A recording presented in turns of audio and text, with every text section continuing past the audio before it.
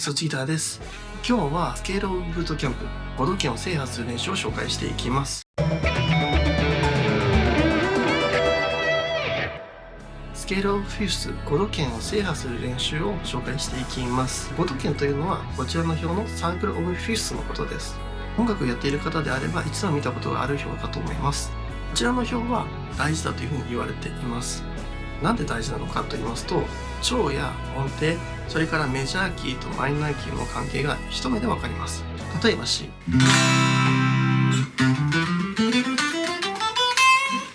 ここで C ですよね。だけど、ここで a マイナー、平行調を使うことができます。a マイナー、平行調というのを、例えば a マイナーのスケールも使うことができるんです。違和感ないですよね。a マイナーの使った後に C を弾いても違和感ないですよね。はい。この表から、内側に書いてあるのは平行調のキーが書いてあります。なので、G の時は e マイナー使える、D の時は b マイナーが使えるというのがわかります。また、調合が書いてあります。譜面の最初にシャープが1個だったら、もう G の曲か e マイナーの曲なんです。どう使うのか。例えば、一番上が C。そして隣が5度上がって G になります。ここから時計回りに進んでいくとどんどん5度ずつ上がっていくんですね。例えば C の隣は G。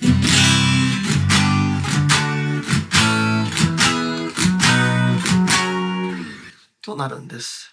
で、その際に調合でシャープが増えていきます。シャープが増えていくということは、譜面を見た際に、五線譜ですね。五線譜の譜面を見た際に、先頭の調を見て、この曲は何のキーかっていうのがわかるんです。例えば、シャープが2個だから D のスケールか b マイナーのスケールが使える。コード進行もそれに沿ったものが使われている可能性が高い。こういったように自然にサークルオブフィフスを利用することで、曲のキーを判断したり、コード進行をスムーズに理解できたり、演奏の幅が広がったり、さらに即興演奏、作曲でもこの図を元にすることで、自然で心地よい音の流れを作ることができるんです。だから、サークルオブフィフス5度圏は覚えようねって言われるんです。で、今回、サークルオブフィフス5度圏をスケールの練習とともに覚える練習をやっていきます。で、今日はフラットさせる練習です。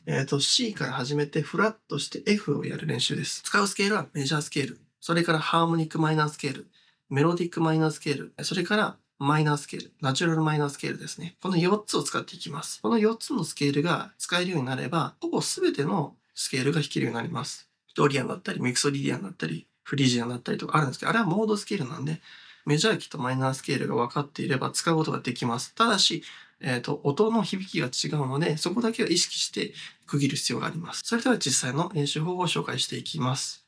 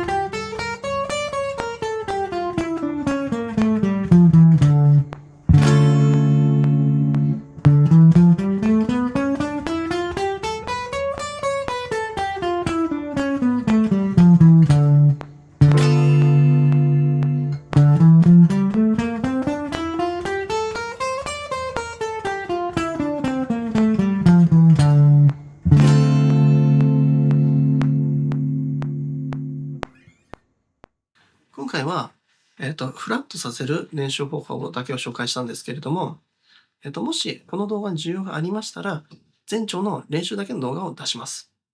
また今後、音楽理論の講座を12回に分けて配信していく予定ですので、よかったらそちらもご視聴いただければと思います。この動画がいいと思いましたら、いいねやチャンネル登録などよろしくお願いいたします。